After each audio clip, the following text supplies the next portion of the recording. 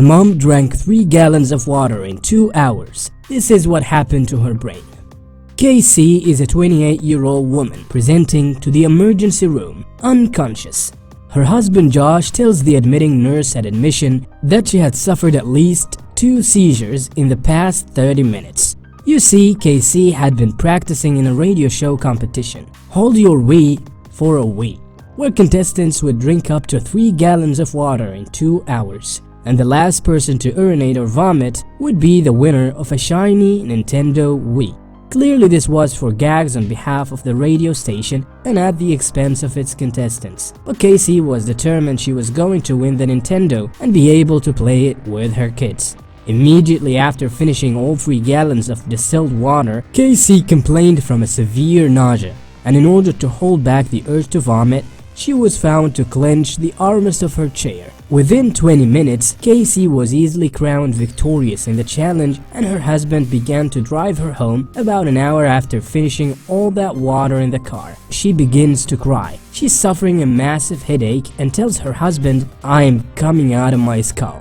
She feels pressure push against her eyes and reports that the vision in her left eye is going dark. Her husband drives quickly so they can get home and she can take a nap, because they both believe she can sleep it off. Interestingly enough, after drinking all that water, she has no urge to urinate or vomit. Casey goes to her bed to lay down while her husband begins to prepare dinner. Dinner's ready. It's only been 30 minutes and the husband watches TV and lets his wife sleep. It's here in the bed that Casey silently suffers her first seizure.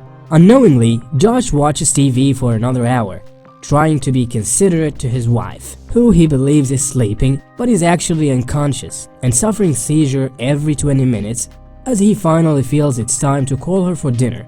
An hour later, he goes to see her and finally sees her suffer yet one more seizure. 911 is called. Inside the ambulance, Casey's 6th seizure is seen by the paramedics. As she arrives to the emergency room, given the patient's immediate past medical history, there is several clues as to what's happening. Any doctor will be able to easily identify that Casey is suffering from acute hyponatremia. Hypo meaning low, natro meaning sodium, or more formally natrium. Emia meaning presence in blood, low sodium presence in blood. Acute meaning that there are no underlying pathophysiologic conditions that are leading to this problem, aside from the 3 gallons of water that are inside her body. Which leads us to the first clue. Josh tells the admitting nurse that Casey had not vomited or urinated since the contest ended, which means that there hasn't been a net flow out of her body. The 3 gallons of water are hanging around somewhere inside of her. That water is important to note, because Casey is a woman. The female body is on average made of about 50% water compared to male bodies, which are typically 60% water. So if the female body is typically made of less water and contains more fat, which doesn't mix with water at all, where are those 3 gallons of water inside Casey's body? Well, there's a bit of basic chemistry to be known here. The fluid in your body is a soup of several chemicals.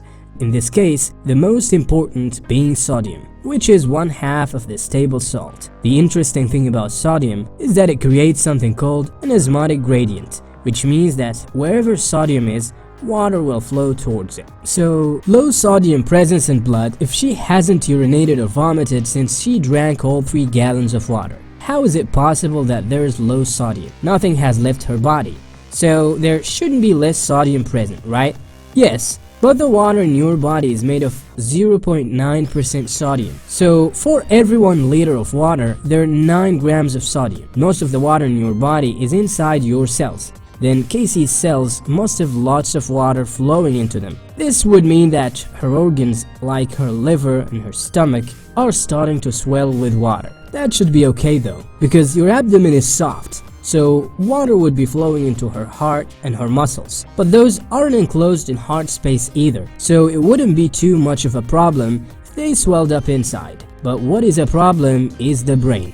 It's enclosed inside a heart space called skull. Brain only has space to expand 8% in volume until it starts to push up against the bones in your skull. As the water keeps flowing into the sodium-rich cells of Casey's body, her brain starts to crush up against the sides of her skull. smashing blood vessels as it expands, preventing blood flow in, causing hypoxia or deprivation of oxygen. As the flow of blood is disrupted to Casey's brain, parts of it start to necrosis or quite literally die. This damaged apartment brain expansion is known as herniation and means permanent brain damage. Incredibly rare, the reason she suffered the acute hyponatremia is because of something called SIADH syndrome of inappropriate antidiuretic hormone. A diuretic is something that causes you to urinate, so an antidiuretic is something that prevents you from urinating. Do you remember that severe nausea she complained after drinking all 3 gallons?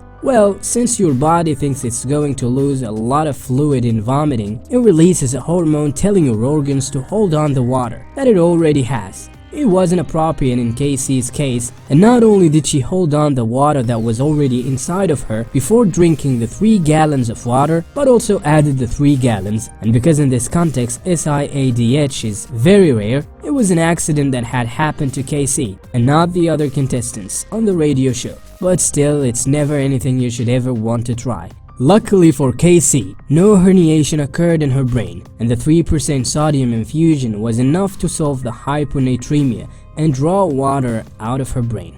Upon regaining consciousness, she was able to urinate and proceeded by saying hello to her husband. This case was originally presented at a grand round in central New Jersey. It's based off of a true story.